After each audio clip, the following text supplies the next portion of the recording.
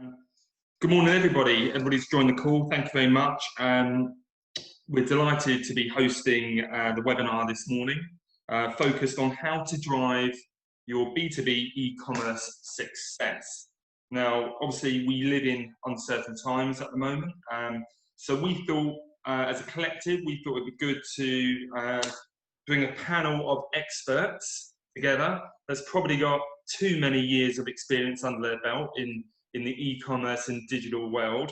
So we are in for a bit of a treat, because these guys have been slap bang in the middle of e-commerce for many years, and so hopefully we can draw on a lot of their experience.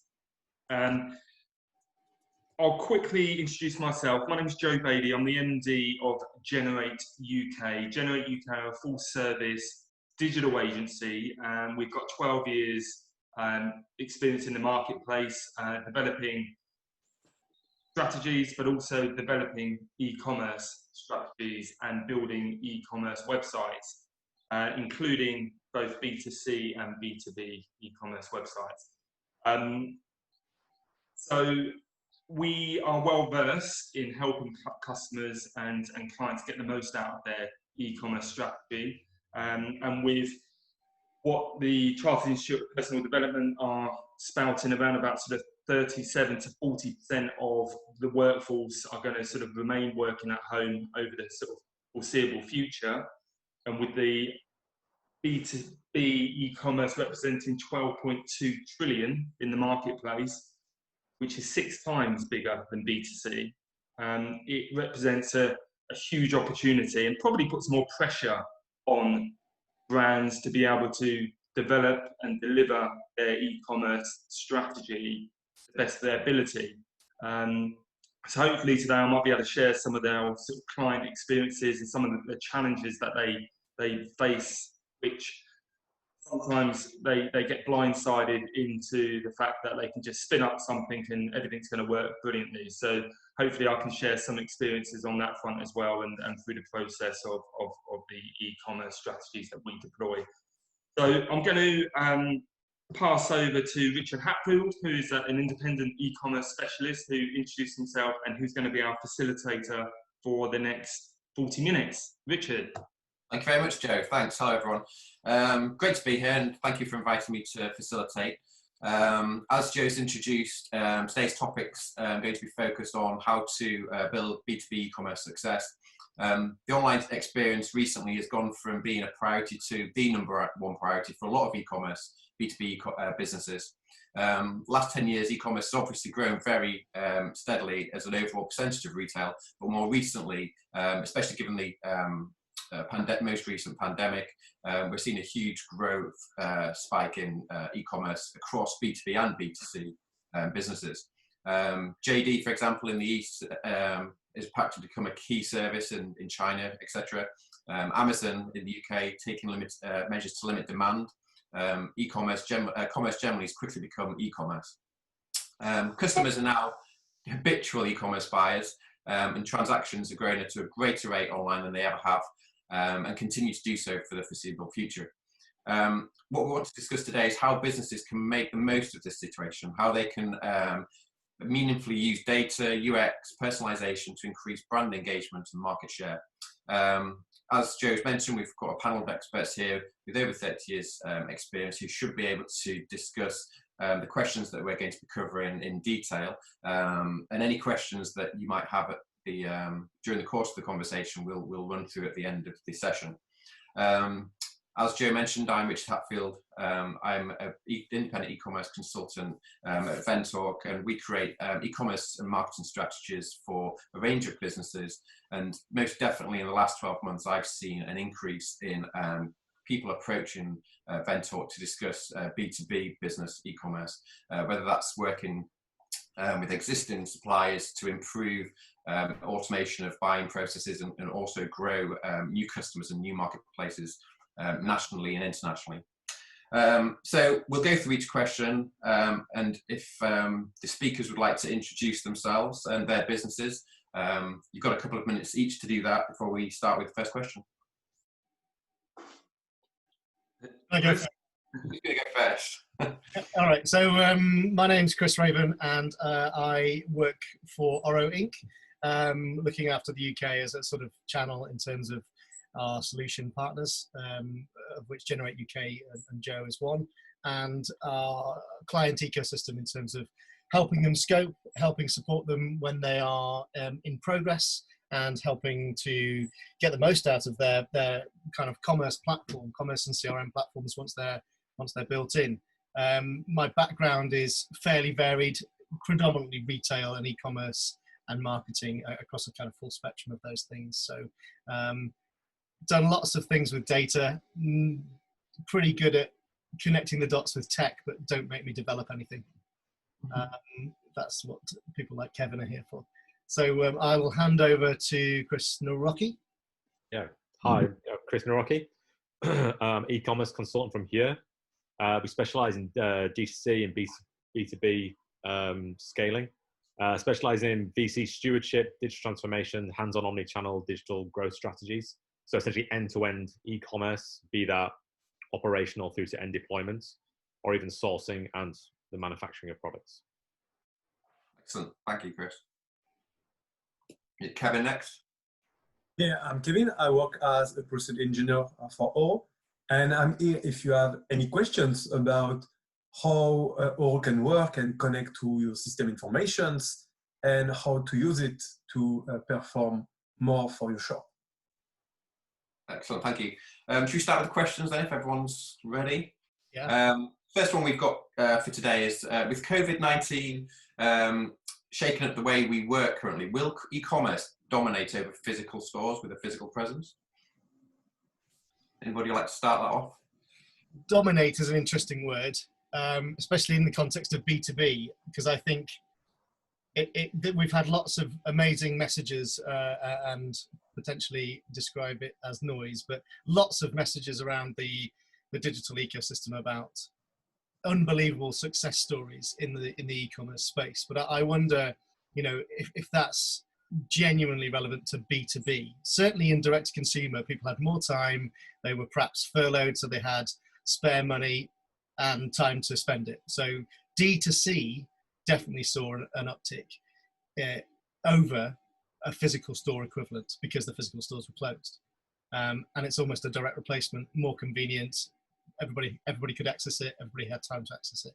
With B2B, I feel like there's quite a lot of businesses out there that rely on some component of physical store presence.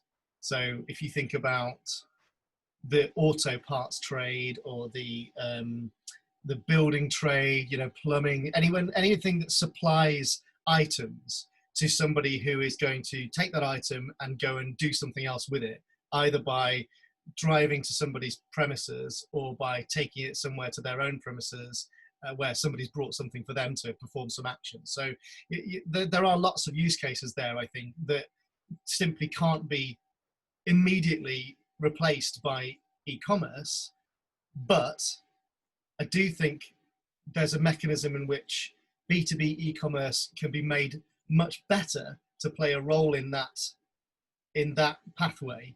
That means that those people perhaps could get access to the things that they need quicker and more conveniently from one location and still be able to go and perform their role. But I don't think it will ever necessarily be a direct replacement, or at least not in the kind of short to mid-term. I don't know what everybody else thinks about that. Yeah, I mean, this is something that was kind of covered a very similar vein to when e-commerce was overtaking retail. You know, so the thing that I heard a lot of was it's a renaissance, it's not an apocalypse. It's a slow transition through, and that's where the market is now. I think COVID has just personified that cycle. So there was, I mean, if you look at the way in which consumer shopping habits were meant to change, that was forecasting at 5 to 10 years. That cycle's been pushed forward now, and it is fulfilling now. So the whole idea of reducing what you buy and buying responsibly, that has changed. And I think now it's about how we adapt, as Chris said, it's adapting to what the new normal is. And I think, again, it's very different and it's still moving. there is no solid path to where the end is of of COVID, of these sort of transformations. And I think now it's just this ever evolving piece. And I think again it's the technical. I think again we'll probably cover this more in other questions, but again there's a long way for traditional B2Bs to go to D2C and vice versa, like technology wise, ops wise, and there are a lot of roadblocks to them making these sort of leaps. Yeah, it's not an overnight switch to suddenly go from having a trade counter or a national chain of stores to being able to offer an e-commerce component, and suddenly expecting all of your customers to adapt to that immediately as well, because the challenges in people embedding the new process of buying might be so radically different for some. We're dealing with a broad spectrum of mindsets and cultures and working practices. I think that this is definitely linked to why do B2B propositions fail. It's definitely linked to that, because there's huge complexity in it. And I guess Joe, you have direct first-hand experience of that from an implementation. Yeah, it's funny actually, because obviously pre-COVID, ultimately the strategies really haven't changed. They shouldn't be changing because of the COVID situation. It just means we've got to be, I guess, more forensic in terms of how our users are and their buying behaviours. And like you said, Chris, not all in the B2B world that buyers are used to sort of the more interactive side of the buying process, maybe.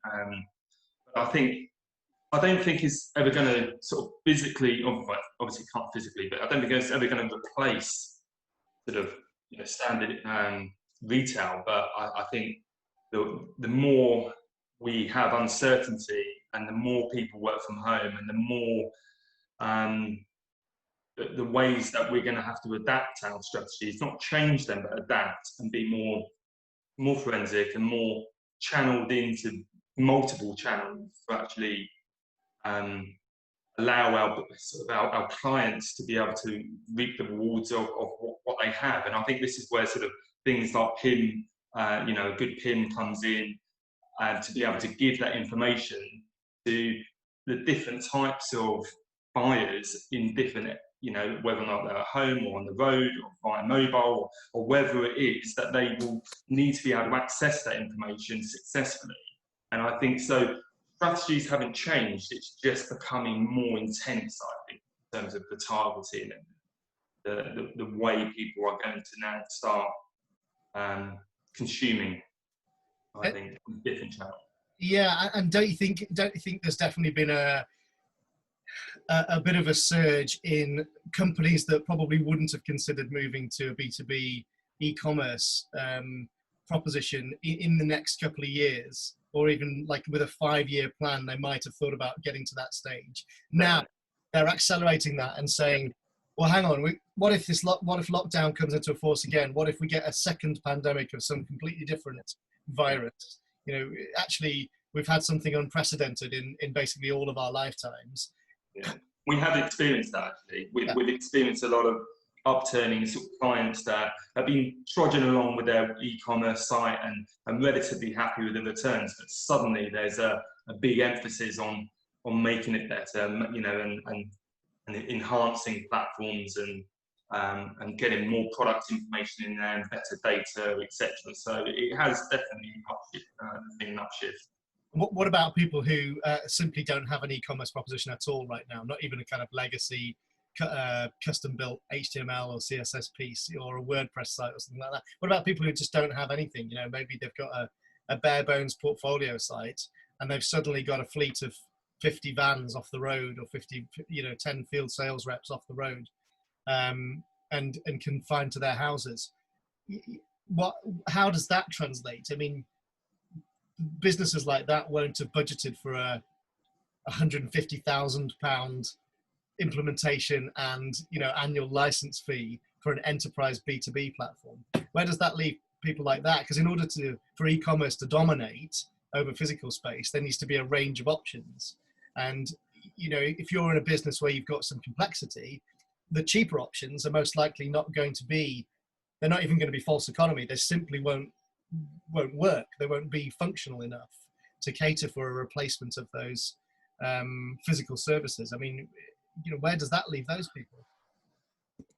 I guess from my perspective, we have to work with our clients, and we have a variety of different clients. You know, we've got real small clients and we have enterprise level clients, and you know, you're driven ultimately with any strategy by budget, yeah.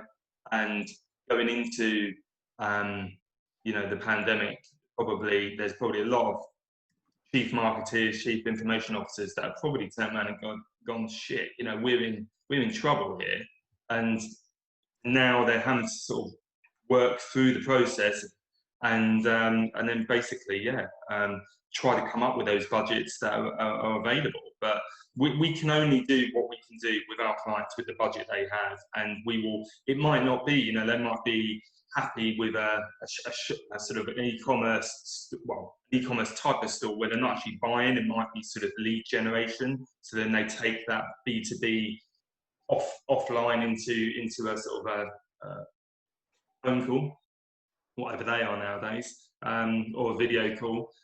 So yeah, there are ways to adapt and to help, but yeah, ultimately if they haven't got that full buying cycle, they're going to struggle. That's what their competitors in the industry demands. Sorry, I've worked with a number of clients in the last few months in a very similar position where they've been to traditionally a very traditional B2B model business, and they've had to take sales reps off the road, furlough staff, and they've kind of been left in a position where they didn't have the digital infrastructure to support their customers from an online point of view. Their showroom had to close, etc.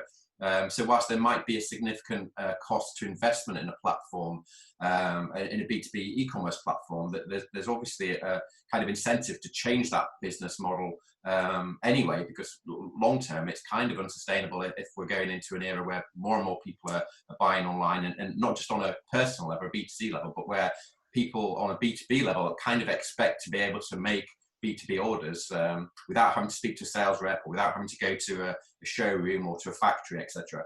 And also it's a great way of trying to manage inventory as well. If you're dealing with multiple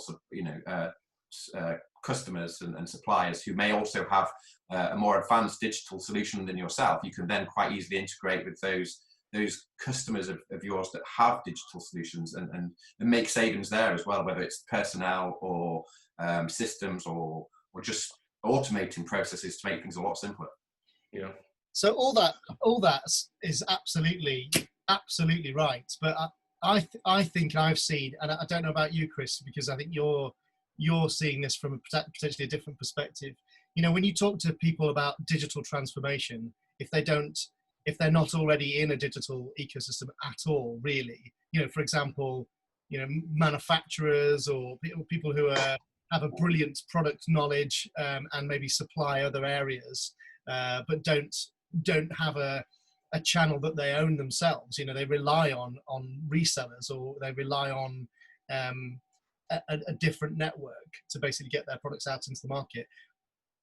Often their digital IQ isn't quite advanced enough internally to even understand that point that you just made, Rich, about you know, going to a supplier and having them integrate with it. If you put a new ERP system in that perfectly synchronizes via APIs to their mechanism, that's absolutely brilliant. But you know, I think there's a whole, almost like a whole scoping and education piece needed for a lot of these people to even bring them up to a level of digital knowledge base, like a fundamental knowledge base that allows them to make a decision. I don't know. Do you see this, Chris, or not? Strategic. I mean, this is something that we, I think that we've talked about before, and it essentially all falls under they don't know what they don't know.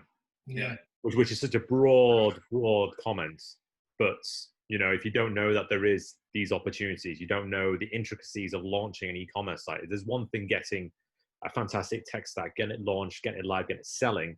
There's having the team, the facilitation, knowing the commercial and strategic planning behind that, It's almost going away from your B2B, you're not customer facing, then you bring in this customer facing element, and you're competing within a very active market within other people that will have a variety of different digital IQs. You know, the challenges are all very different to what you would have B2B. I think that leads on to question 2 as well. So we've talked about whether we think COVID has shaken up the way we work, and I think we all agree that it probably has, and that to a certain extent it might not dominate physical stores, but it's definitely another sales channel, or definitely another sales tool that's better suited to the kind of way that people are working at the moment. So looking at that, why do we think that B2B e-commerce is the future of commerce for many industries? It's kind of in some of the reasons that we've discussed just now. Is there anything else that we'd highlight as a future of commerce, B2B e-commerce? It's resilience, surely, for everybody who can trade. Surely building an e-commerce mechanism or an e-commerce component builds resilience for whatever happens. You know, it depends. What people might be nervous going to stores or going to pick things up in person or buy things in person because of a pandemic, or we might evolve in some way where robot deliveries and AI becomes much more commonplace, and so, you know, a lot of the human interaction that used to drive those types of relationships, it doesn't exist anymore for whatever reason. So I think it's about resilience personally, and I don't know how if you're a large B2B entity with no digital component at all at the moment, you know, building a commercial business case around potential resilience in future, I think is tricky, but I do think it has to be positioned in that way. Otherwise you're into detail, you're into short-term sticking plasters over, you know, lost revenue and things like that. That's I would completely agree. It is resilience, future-proofing, however you want to frame it. I mean, one of the clients who worked with recently, they sold to large B2Bs who are predominantly in the high streets. Those B2Bs now source their products themselves and actually manufacture those products without the need for them.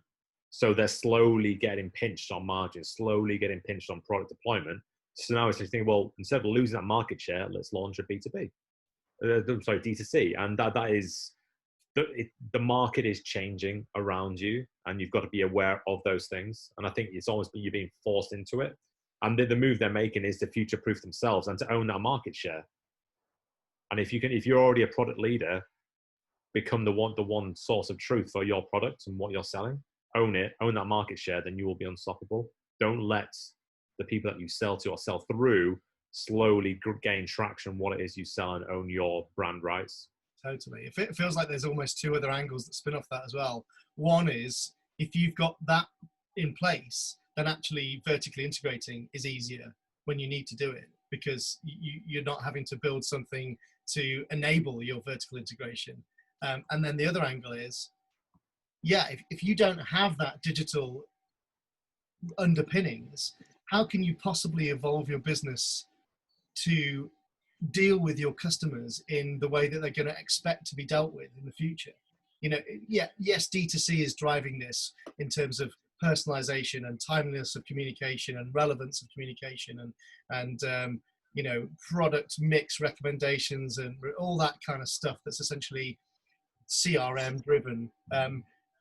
But there's absolutely no reason why B2B customers shouldn't be treated in the same way. It's not machine to machine. It's still human to human interaction. Yeah. B2B. And I think another point off of what you just said there, Chris, is obviously, you know, if you move to the point where you actually own that relationship with your customers, you know your customers, you know who you're selling to, you know the market changes, you can see trends, you can see what you're selling, and you see the search volume, you know where the value is in the market that you're selling into. You're not elevated out, listening to what people are trying to buy.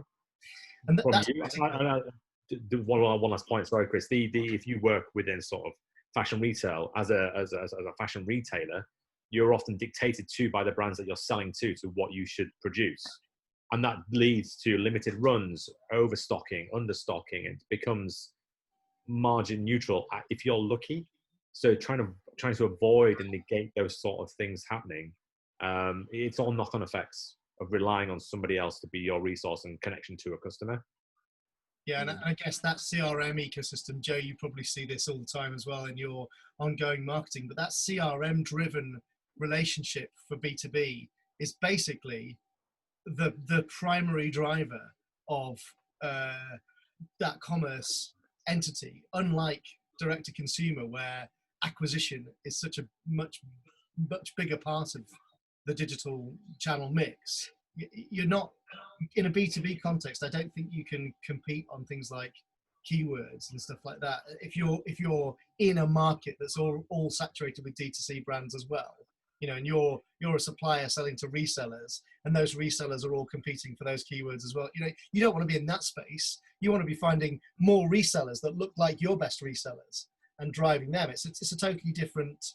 It's a totally different kind of cycle, so virtuous circle or whatever. But yeah, you know what I mean. I think. Yeah, I know exactly what I mean. I think, yeah, conversion rate optimization is a big part now of our business, along with sort of account-based marketing, where we're getting more sort of, you know, within that that market. And I think, well, just adapting our services a little bit more for how buyers are now buying. And, you know, I think I read something the other day. It's like 60% of purchasing decisions by business people are not directly through the salesperson. They're doing their research first. They've made their decision before they've even got to the salesperson to then try to get the best deal they can. So it's about educating, communicating, and seeing, like Chris said, seeing where the trends are and how people are actually you know, adopting and going through that buying cycle. We do a lot of work and in that space, so we can know when to hit them with the right communication, the right type of information, so to help gain that sort of conversion to start speaking with them.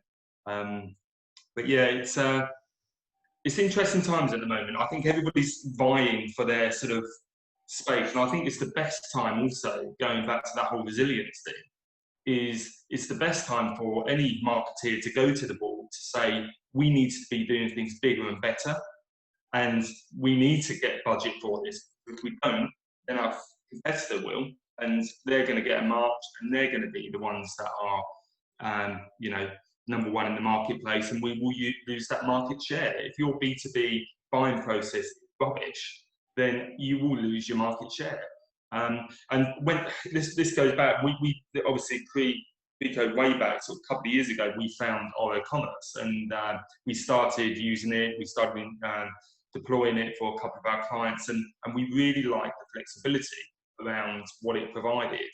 And often, you know, when we start working with clients, there is some naivety around data. There is some naivety around their legacy systems, and we need to try to work with them to understand the full picture and then put in place the right strategy that's going to work for them. And it might not be everything that comes out of the box with Oro, and that's what we love about Oro, because it does come with lots of things out of the box. But ultimately, it's about sort of shaping what their needs are into that sort of strategy moving forward, and then bolting on things as we go when they're ready to actually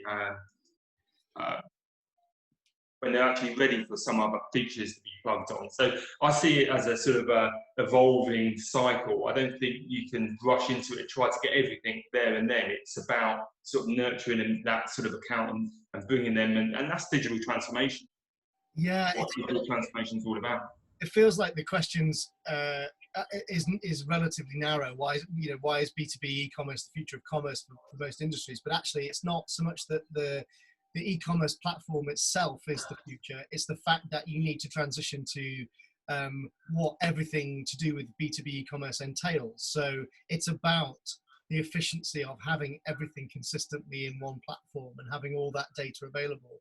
And in the case of Oro Commerce, having Oro CRM embedded into it, so that all of your field sales agents, they're not being replaced. They're simply being empowered with loads more information, and the information is all in the same same place, the same format. It's all delivered responsively to a tablet or a laptop. It's all available. They don't have to maintain different spreadsheets. They don't have to maintain notebooks and then write it up at the end of the day or the end of the week. This is not a replacement. It's a supplement, an additional channel, which is partly back to that resilience point. But it feels like the e-commerce ecosystem needs a digital, business-to-business e-commerce component to be able to facilitate overall scale, not just looking at it in isolation. Surely as well, you'll get so much insights, data, and digital analytics from going down the B2B e-commerce route through a platform such as our commerce that you just don't have access to, and you just don't have that information because it's possibly spread across 20 different Excel spreadsheets, for example. That's fine. Just the additional information you get from your customers and their buying habits, lead times, all of those things are kind of automated through a platform like Oro as well. But before we move on to the next question, I actually, funny enough, I spoke to a client a couple of weeks back, and I gave him almost the same sentence as I remember telling people sort of almost 12 years ago, when sort of websites were, really need to be optimized well. And that phrase at the time was, what's the point of having a website if it won't be found, that type of thing. And it's the same applies for e-commerce. Like, what is the point of having a fully integrated commerce system if it's, if you're not going to then move it forward into a strategy to allow, to be found, to be sort of, positioned and integrated with pins and get the information out there. And that, if you can have the best e-commerce system in the world, if the buying process isn't a good one by hook or crook, then it's going to fail. Sure. Yeah. I know Rich is going to transition us onto the third question, but that's a perfect segue, because if you don't build your site or consider your platform with ongoing scale and your marketing and conversion rate in mind, for B2B especially, then it's gonna be an immediate sink, right? It's not gonna be like, oh, we've turned it on, all our customers will now shop online using their phones. Yeah. So moving on to that question then. What makes B2B fail? I think perfectly right. Install the platform, but then it's what you do with that platform, what you do with that solution, and educating B2B businesses best practices on how to make that platform work for them. And I think something that I've come across in the past is resistance or uncertainty around educating existing sales teams or existing admin teams on how to use new solutions, how to operate new systems to get the best out of them, when they might have been used to working in a very traditional way with their B2B customers. Totally. It's two-pronged as well, right? Consult them ahead of scoping or during scoping, and then plan for something that not only trains them on the new stuff, but also how are you going to reinforce that on an ongoing basis? Where's the touch points, month, 3 months, 6 months, a year in, to use it and embed it? Otherwise, your efficiencies are assumed, not realized. I think from our perspective, when we start talking to clients, a lot of them are overwhelmed actually, and don't actually think about that bigger picture. They'll think about their products, and they'll think about the design, and they'll think about the data they have available, and it's case studies, and they won't actually think about that bigger picture, which you've just talked about, Chris. In terms of the sales and how that's going to integrate, and what information are they going to be accessed to, and it's so much more than just an online presence. It's just so, and for them it's overwhelming. And suddenly that you can see the cogs moving, going, oh wow, I didn't think about, oh right, okay, and then suddenly it's just overwhelmed by all this, what they need to now put into place. And I think it's our jobs as experts and consultants to be able to distill it down into manageable chunks, and that's what we try to do off the back of a scope, or then sort of try to facilitate it down and put it into manageable sort of mini projects within the bigger projects. But the integration piece is always a big one for me. It's about a lot of the data and legacy systems that we've had to integrate with in the past has been a real ball ache, and having sort of open APIs with Oro allows for a much more fluid integration process. I would say, having worked with you over the past couple of years, you know, on lots of different projects, and I'm sure Kevin will back this up, but a lot of the biggest roadblocks in even signing off a project are because clients aren't able or are unwilling to relinquish the sunk cost of a legacy system. So they might have something that was literally designed for DOS and has been organically improved to this day, but it's so intrinsically embedded within every part of their warehouse and inventory management and accounting system that even though it's absolutely not fit for purpose anymore now, let alone to scale to double or triple or quadruple the size of business, which is why they're putting an e-commerce platform in the first place. You know, being unwilling to relinquish that legacy system is a huge, like, time and scope stretch, don't you think? Whereas Yeah. if they just went, you know what, it's not going to work. Let's cut that. It's served us for 20 years. We accept that. We'll let it go. We'll build something in that has. Yeah. It's about making those big decisions, isn't it? It's about making those big decisions, and actually, again, from our perspective, it's about trying to translate what they are getting themselves into if they kept that legacy of the ongoing larger costs up front, as well as restriction moving forward. Yeah. So and it's trying to, it's very difficult to do that, but it, you know, it's, if they're willing to listen and they open their mind up to it, I think, you know, they're the clients we like. But we know we don't often get there. but it's like it's a monumentally difficult decision from a client's perspective, because they may not fully understand what the implications are of every component in that technology stack. Yeah. You know, as soon as you open up okay, shall we change our ERP, for example, because we want a new e-commerce system, shall we change our ERP? There's suddenly a whole raft of questions about, okay, what solution do we even go for? Yeah. Does that bring the e-commerce? It goes to a different level, doesn't it, as well? It goes up and to the board level, and then board just looking at costs. And so, you know, a lot of the time, but you're right, we need to educate them to be able to educate the board, and that is a difficult process to do. I think also you need to make sure you've got all the stakeholders in there, because we're just talking about e-commerce and ERP solutions at the moment now, but then how does that affect your accounting solution? Are you using Xero? Are you using Sage? How does it integrate with those? And are you going to get resistance from a financial team because you're trying to change the way that they've been working for the last 10 years? So delivery systems, everything. Yeah. Absolutely. That whole, there's two things that I wrote in my notes ahead of this about why B2B e-commerce systems fail. And there's a couple of points in that bullet point list that absolutely fit into that. The top one I wrote was inadequate scoping, and then further down is not planning the tech stack in unison. So they're kind of hand in hand, because if you haven't scoped what you need properly, and that might be a gap analysis between what you've already got and what you're looking at, or preferably it might be what's our ideal scenario? What do we have to have in order to replicate exactly what we've got, or to advance us? Then saying, okay, well, how do we deliver a technology stack or a set of systems that gives us that outcome? And I just think a lot of people don't take that approach, and that feels less about digital IQ and about knowledge of the market than almost just a planning exercise that it's like almost like a business mindset, a business culture that needs to be seeded and embedded in order to kind of get things right first time, or as right as they can be.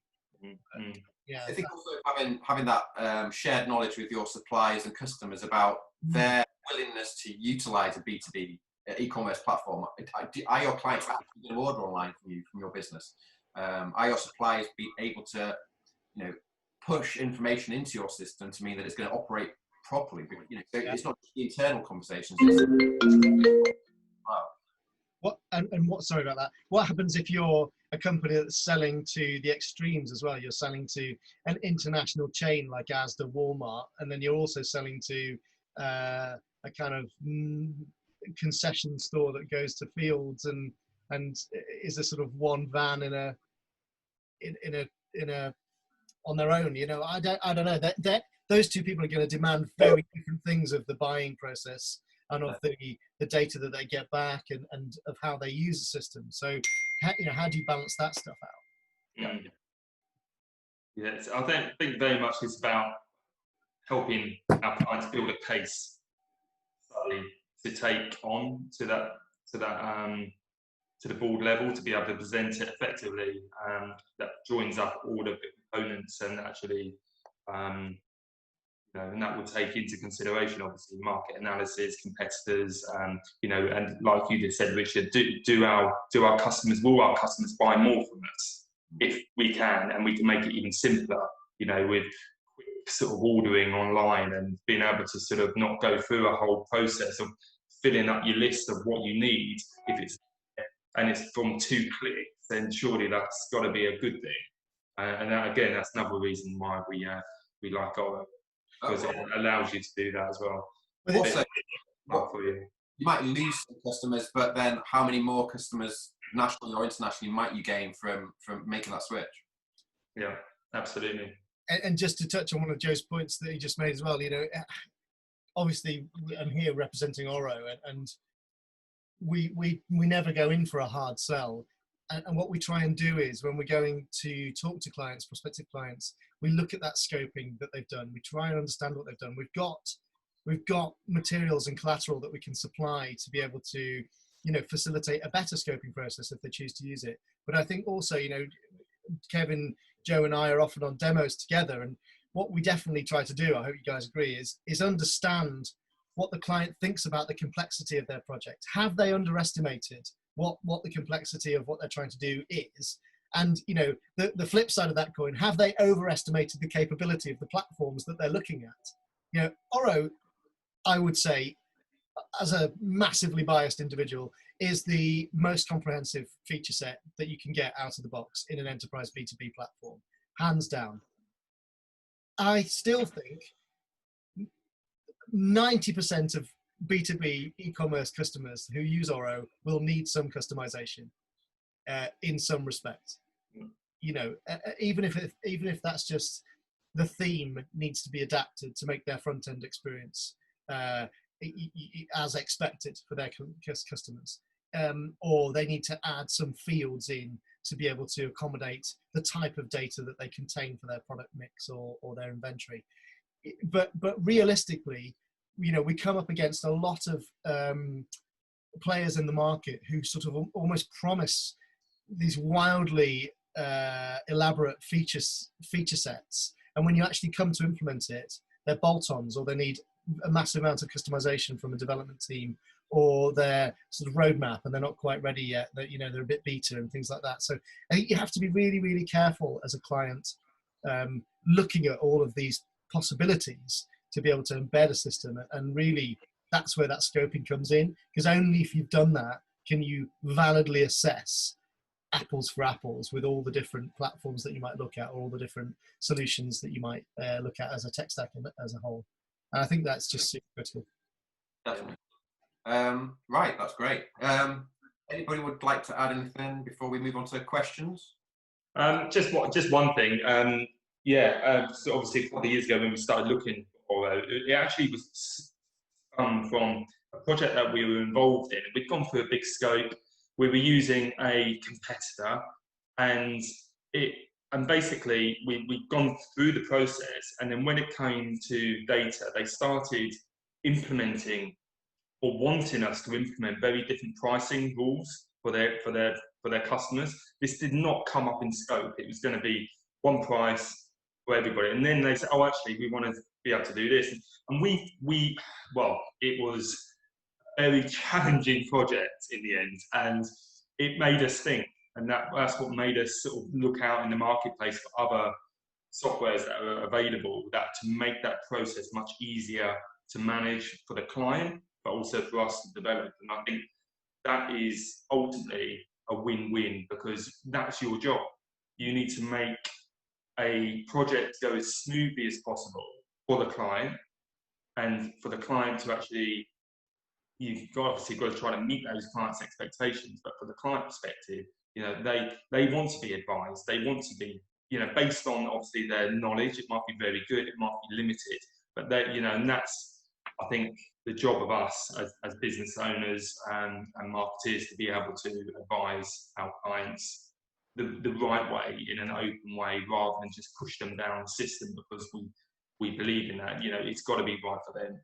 And in this instance, we started working with obviously a system, and it turned out to be a very bad project, because they were just, yeah. So, and you know, it got completed in the end, and they were happy with the outcome, but it took far longer than what it should, and there was no profit in that job for myself, so it was a bit unfortunate. But you know, and this is just to add in, I mean, this is why we talk about total cost of ownership as a metric so often when we talk to clients, because you can't just go, okay, what are the license fees? What are the initial implementation costs? You need to understand what that looks like over a 5 to 10 year period. You don't want to embed an e-commerce platform now and then embed another one in 2 years' time or 5 years' time.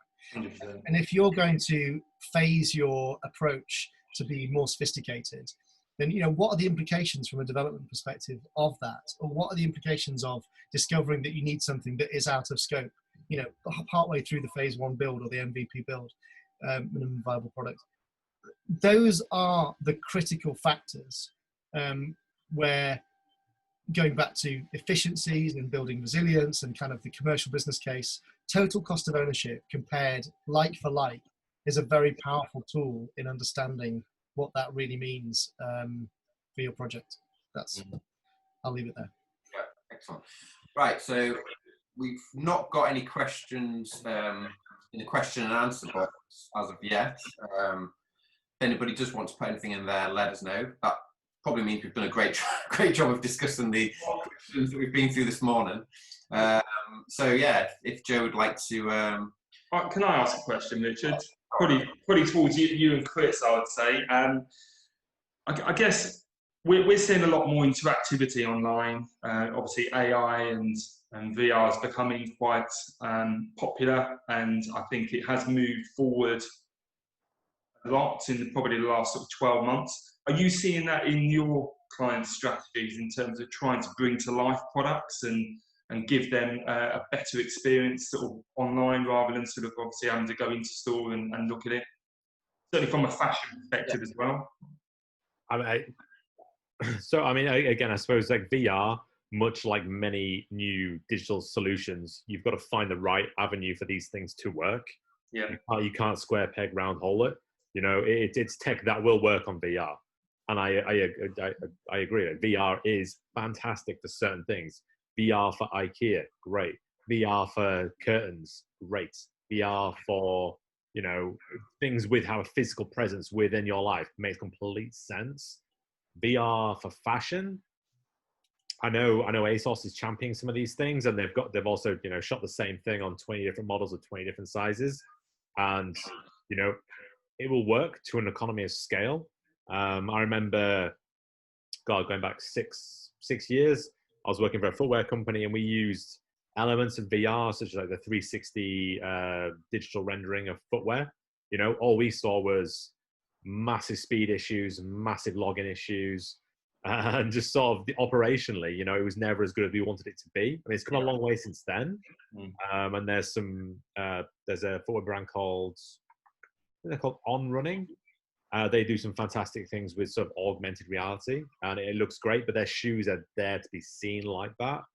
I personally have not seen it implemented well in fashion, but I'm open to be proven wrong. I think I agree with Chris as well. I think, you know, it will work for some product types and some business types. It can work in like footwear and things. I have seen, I think Nike might have done something similar. It is getting easier to embed that software into e-commerce platforms, e-commerce solutions.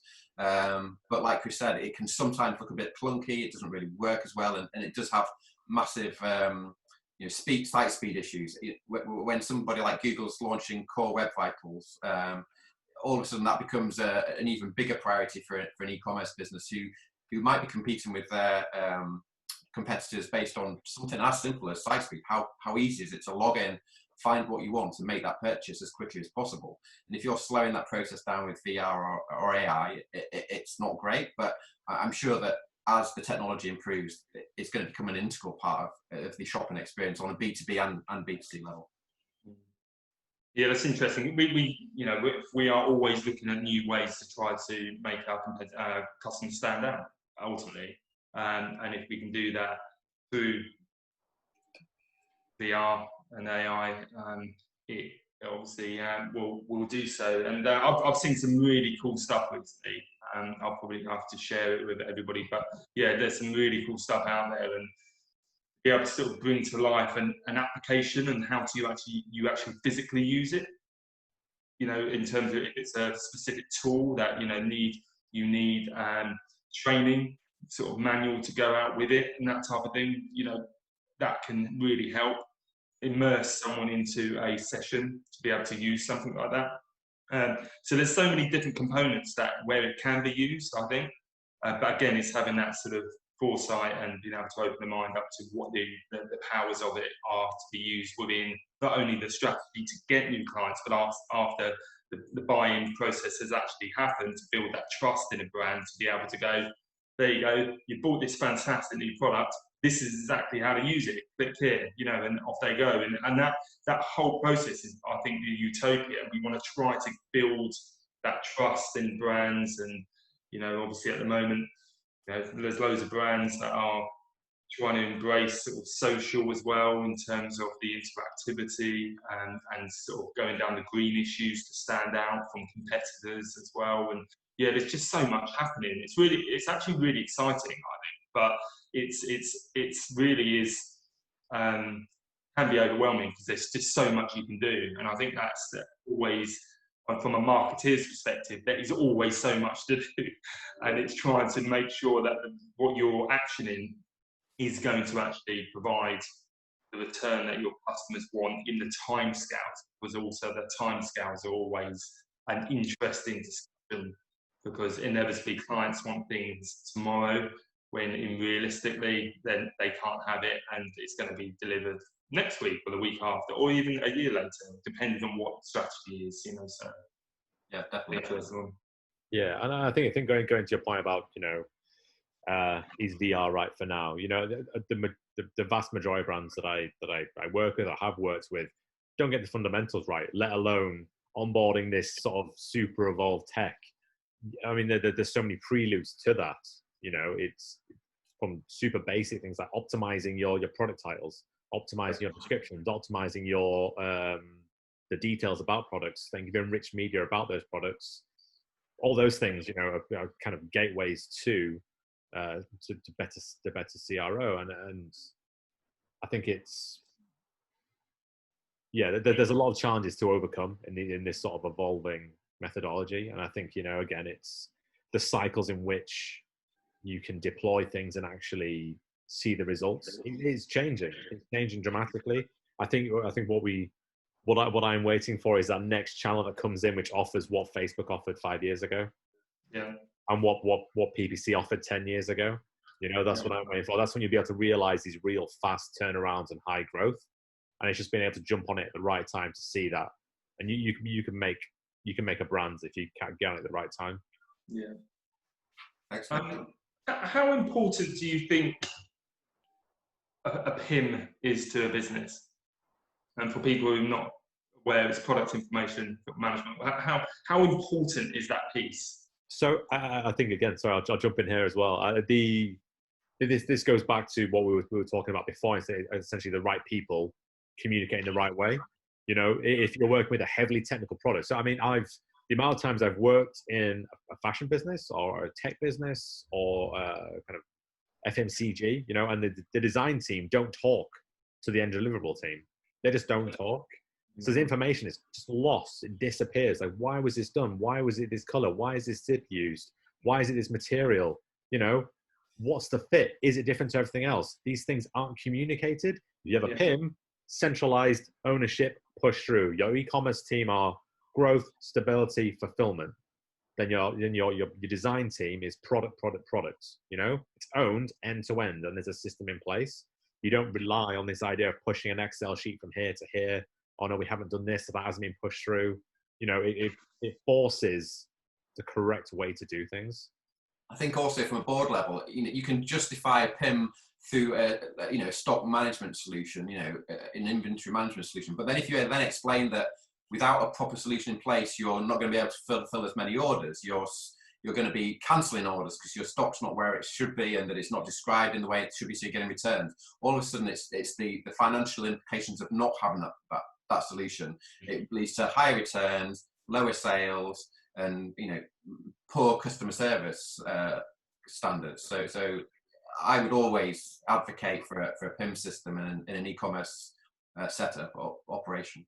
Likewise, we would as well. I thought I'd pose the question because I thought I completely agree with both of you.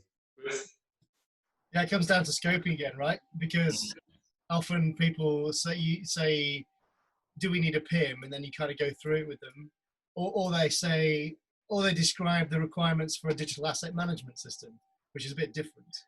And you say, you know, what are you trying to do? Are you actually sending lots of information around to different people, different press points, different locations, different resellers, and when it turns out they need a PIM to manage their product data. No, I think to follow what Chris says there, you know, it's if you're accelerating into marketplaces, if you're accelerating into Amazon, having a centralized point of truth, that as Richard said, you know, it's a centralized stop point where you know everything is true and correct. That you haven't got manual data entry flying out all over the place. It also allows you to, you know, just slightly tweak and change your tone of voice across different platforms to deliver things in different ways so you don't cannibalize your own traffic. So, you know, there's so much more to it than just delivering information, strategically anyway. Yeah, 100%. Have we got room for any other questions, guys, from anybody on? Got about 2 minutes left, I think. Well, should we maybe just summarise? Yeah, I think that would be good. Do you want to do that? Joe? Okay. I guess thank you to the people that have come along and listened. Hopefully they've gained a little bit of insight. I think it's been quite insightful. I've enjoyed it. I think we've all agreed that you know, COVID, the situation we're in now is only going to accelerate the need for B2B e-commerce. I think we've all agreed that, you know, it's a whole buying process, not just, you know, a good system.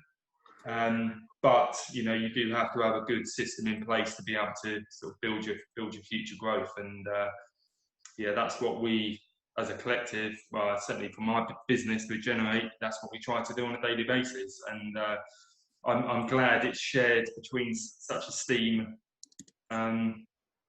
experts. Great.